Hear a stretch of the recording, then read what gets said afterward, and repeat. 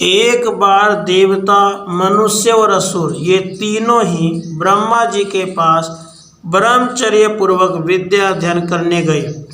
कुछ काल बीत जाने पर उन्होंने उनसे उपदेश समावर्तन ग्रहण करने की इच्छा प्रकट की। सबसे प्रथम देवताओं ने कहा, प्रभु हमें उपदेश कीजिए। प्रजापति ने एक ही अक्षर कह दिया, द। देवताओं ने कहा, हम समझ गए।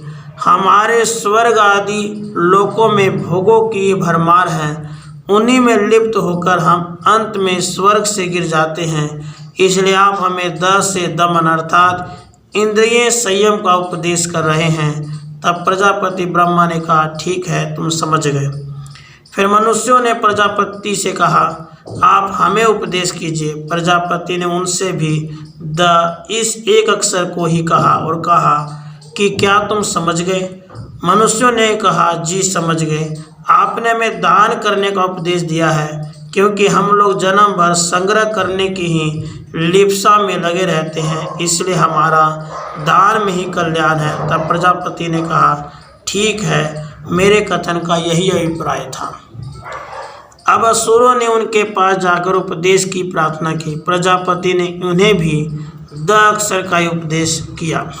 असुरों ने सोचा, हम लोग स्वराज स्वभाव से ही हिंसक हैं, क्रोध और हिंसा हमारा नित्य का सहज व्यापार है, इसलिए निस्संदेह हमारे कल्याण का मार्ग एकमात्र दया ही है।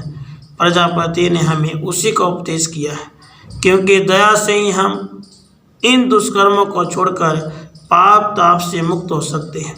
यूँ विचार कर वे जब चलने को तैयार हुए, तब प्रजापति ने उनसे पूछा, क्या तुम समझ गए?